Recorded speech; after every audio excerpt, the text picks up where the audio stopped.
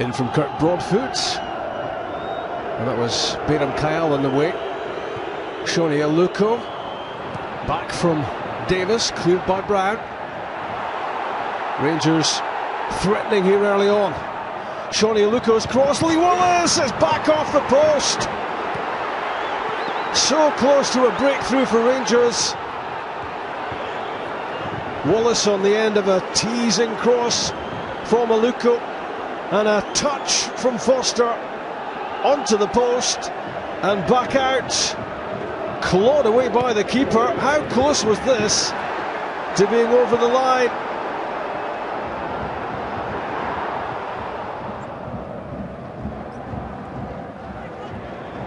James Forrest against Kurt Broadfoot. Leaves him in his tracks. Drifts it in for Samaras. Scott Brown didn't really catch the shot. In the end, it was a pretty comfortable save for McGregor. Lofted forward by Mulgrew, away by Broadfoot.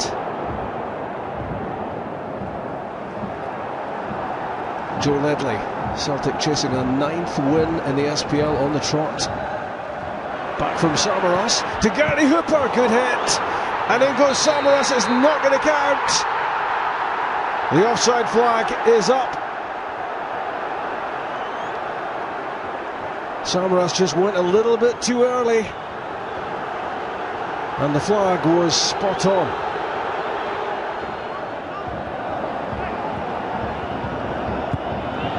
Broadfoot for McCulloch, and that was Jelavic with the shot off the outside of the right boot, which was well over the top.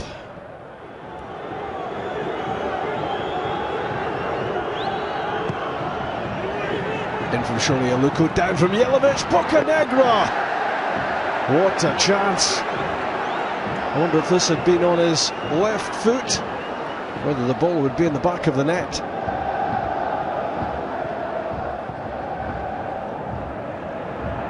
Good header from Samaras. Gary Hooper!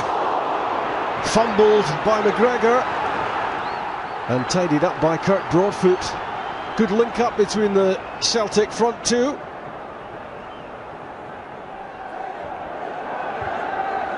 Adam Matthews with the long throw. That came off the head of McCulloch. It's James Forrest. Good effort.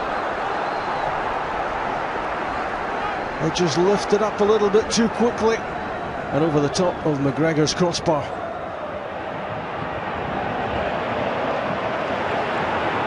Forrest with a chance to run at Broadfoot. Cuts in, and it was a good effort as well. And it needed touching over the crossbar.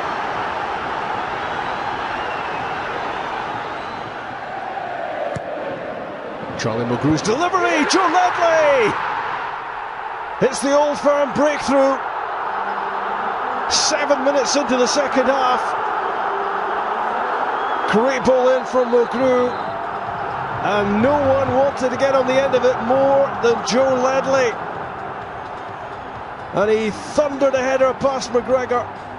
And Neil Lennon hoping his team can complete this amazing SPL turnaround.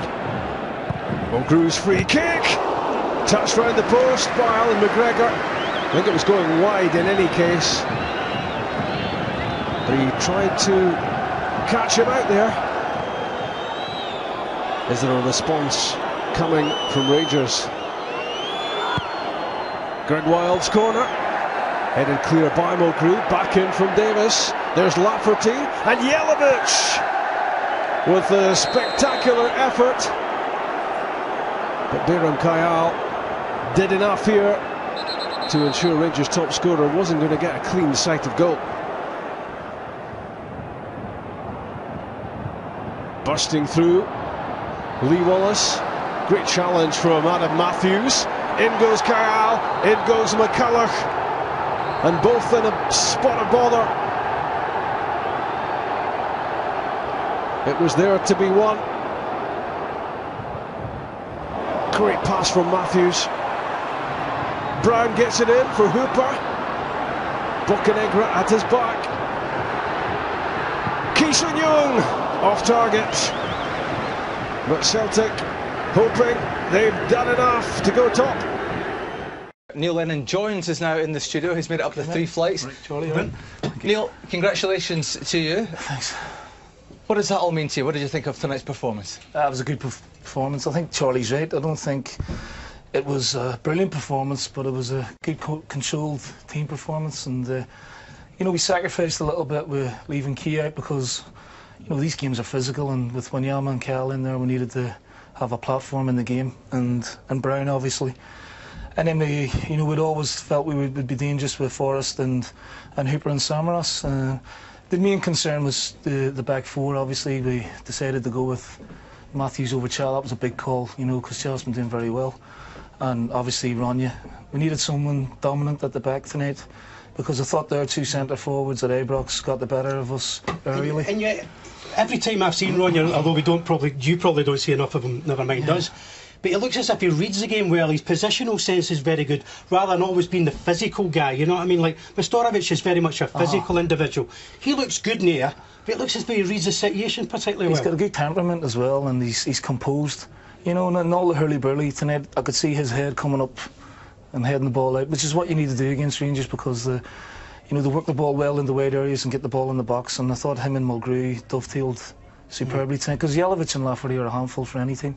Now, at half-time, in the Kilmarnock game, if I said to you, you'd be 2 points clear going to the new year, would you have believed that, even in your wildest dreams? And I know you're always positive, but there must have come a point. I always believe we'd get back. It's come quicker than we expected, obviously, but that's the consistency that the team has put this run together. And obviously Rangers, you know, over the course of the season that you can't maintain the form they were showing at the start of the season. Injuries bite in, suspensions bite in, and it was important now that we're getting, you know, we haven't had Izagirre all season really, and he'll be a big plus when he comes back. And Mestorovic is 2 or 3 weeks away, so, you know, those are important players to us, but the players who have played over the last couple of months, and, you know, the likes of Stokes and Key and Shaw have made a huge contribution to the results so far. Neil, I was talking at the start of the show about Berham Kayal's comments, better squad, better individuals, and I made the point about individuals can win football matches, but teams win championships, and that's what Rangers' strength has been over the last 3 seasons. I think at Kilmarnock, at 3-0 down, something clicked. You suddenly became a team together, and you just rolled on strength to strength, and tonight was evidence of that. Not a fantastic performance, but there was something within that team that wasn't willing to get beat. The spirit's a lot better. That's what you need. I think, you know, confidence comes from the victories. I think Motherwell was a big win for us. You know, we scored late on there, and the momentum just started to gather. You know, people like Mestorovic and Kyle and Hooper started really, you know, playing, and Forrest, who has been a revelation this season, has just been so consistent. Wanyama, Matthews, young players who've come into the team, and it hasn't fazed them. So at the minute we're in a good place, but, you know, this changes nothing. All it does is psychologically give us a lift going into the new year. Joe, how does it feel to score the winner in an Old Firm game? Yeah, it's a great feeling. You know, I thought we played well straight from the off, and, you know, dominated the game, and it was a good team performance, and it was just, you know, glad I got a goal. It's 9 consecutive wins in a row. Can you put your finger on what the transformation's been? No, you know, we always believed in ourselves, and, you know, we didn't have the best of starts this season, but, you know, I think we moved on from there, and we've, you know, played some great football at times, and it was as we did today.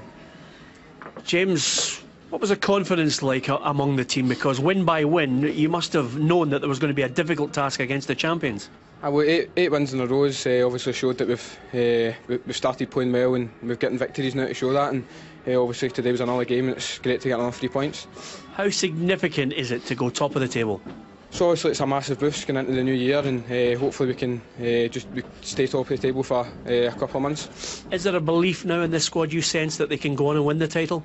Definitely. That's us 9 victories in a row now, and we really feel that the spirit in the team's getting. We've got back to where we were last season, and hopefully we can go and win it. Was there a feeling that one goal might have settled this one? It's always hard to tell in an Old Firm game, but it's always. You obviously need to get the first goal, and we've done that tonight, and we get the 3 points. What about this man's contribution, especially from left back? It just shows he can play anywhere for us, and he does a job week in, week out, and that's the kind of players we need in your team. Joe, did you have any family up to witness that goal? Yeah, I had my old man up and my brother, and obviously the missus and that, so, you know, obviously they'd be chuffed as well. What about James Forrest? He's picked up the man of the match tonight, but he seems to be getting stronger and better game by game. Yeah, he's a great young player and he's got a great future ahead of him, and hopefully he can stay at Celtic, and it's a great honour to work with him week in, week out.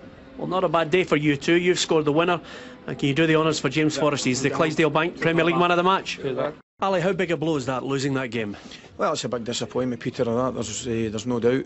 The game itself, I didn't think there was an awful lot in it, really. I don't think conditions helped the standard of the game, but I felt defences were pretty solid. Both defences were pretty solid. And then certainly in games like that, it takes one chance to win it, and unfortunately it didn't go our way. Did you have a strong feeling that you were worthy of a point? I'm talking, of course, about the significant Wallace chance, which, if you can have a look now, looks as if it was over the line. What was your take on it? Well, I knew it was close, Peter, to be honest. I knew it was very, very close, but obviously from the angle we were at, we couldn't tell either way. But we did look at the reaction of one or two of our players, and it certainly, they certainly felt it was over. You see the goalkeeper make a save there. I don't think there's any doubt the ball is over. But sometimes you get them and sometimes you don't. We didn't get that one. Didn't get that goal, but you had chances. Oh, with chances, all right, of course. I can remember Bokenegger getting on the end of one in the first half as well. With certainly chances, I don't think, as I would say, I don't think there's an awful lot of clear-cut chances. But on another day we would have got that goal, and it's a different game. But we're disappointed. What's your take now with Celtic going top of the league? They have that advantage of 2 points. That's true, that's very true going into the new year.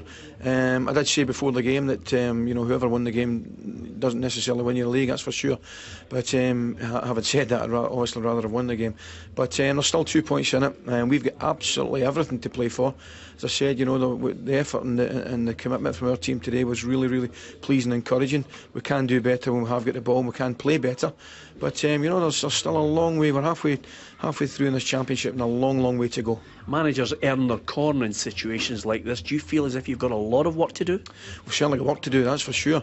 Nobody hands you a title for nothing. You have to earn it. But we know that, and hard work's never scared us before, and it certainly won't now.